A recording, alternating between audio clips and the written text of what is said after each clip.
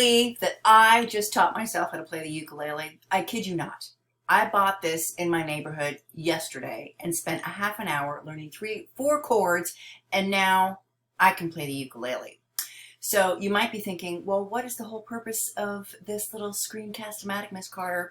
And I'm telling you, it has absolutely nothing to do with school. It has everything to do with some of the things I thought that you might want to try and do to occupy your time. So one of the things that you can already tell that I'm trying to do is make a new fad with pigtails for anybody who's over the age of 50. So you could probably help us with some, ladies out there, you could help us with some pigtail designs. But I did put together a list. I thought I would share it just as a Google Doc, but I just felt like it could be delivered a little more intimately. So here's a few things that I came up with. So if you're already a driver, like learn how to change your tire on your car. You never know when that's going to come in handy. Although you got to be careful, those lug nuts that hold the tire on, they use all these power drills now and they're on there super tight. So just an FYI. If you're a driver, take out that car manual and learn where all that stuff is in your car. Learn about your car. Let's see, I found a YouTube where you can learn to say hello in 50 different languages. I mean, I thought that would be pretty cool. Origami. Now, there are some of you that came to my pretty lit origami wellness days, and I'm telling ya, it's actually a pretty good way to spend your time. It's excellent for spatial reasoning. It helps you focus on something that is not at all technology-based. It helps you with your fine motor skills. And once you finally figure something out and you're successful at it, you're really excited about it. I mean, trust me, those of you who've come and were a total origami failure, after a few weeks, you're finding a lot of success, and there's some rock stars out there. You know who you are. Let's see, what else? Oh, learn to write cursive.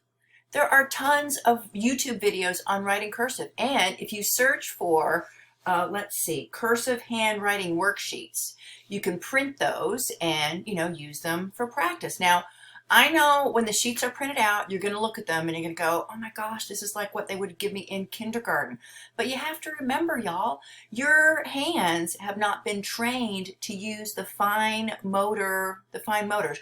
You know how when you watch the adults in your home, or maybe you have grandparents, and you watch us try and text, right? And how difficult it is.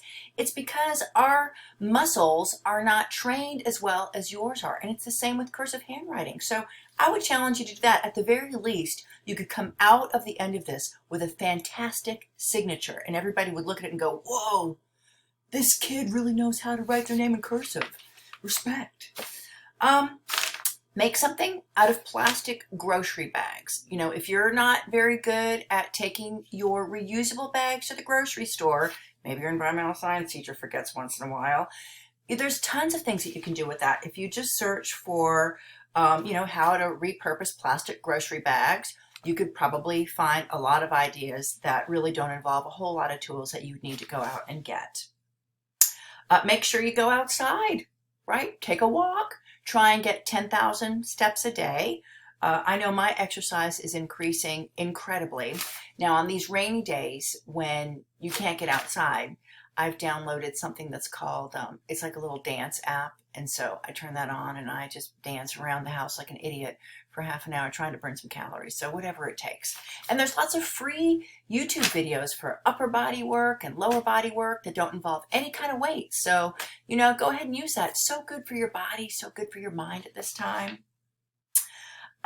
Strength training, I just mentioned that. Learn to take amazing photos on your phone. Everybody's got a phone. Learn how to use it. Learn how to use it so maybe in the end you can make a living out of it. And I know I'm not looking at the camera very well. I keep looking at my face, which is, yeah, I got to work on that. Calligraphy. So if you already have some decent handwriting and, you like to write and work with your hands like that, check out YouTube videos on doing calligraphy. So calligraphy is kind of fancy cursive handwriting. And you might think, well, what's the point in that? Well, actually, for really special occasions when people are getting invitations formally written out. A lot of them want the addresses and things written, handwritten in calligraphy. So if you learn how to do that, then you might have a little skill that you can use to make some money at. So you might want to check that out. Of course, learn to cook, right? I mean, we're eating all day, or it seems like it sometimes. Here's one more thing that I thought of. Right now, there are a lot of elderly people that are in assisted living homes, and now no visitors can come and see them. And there's always some in assisted living homes that have very few people that come and visit them anyway.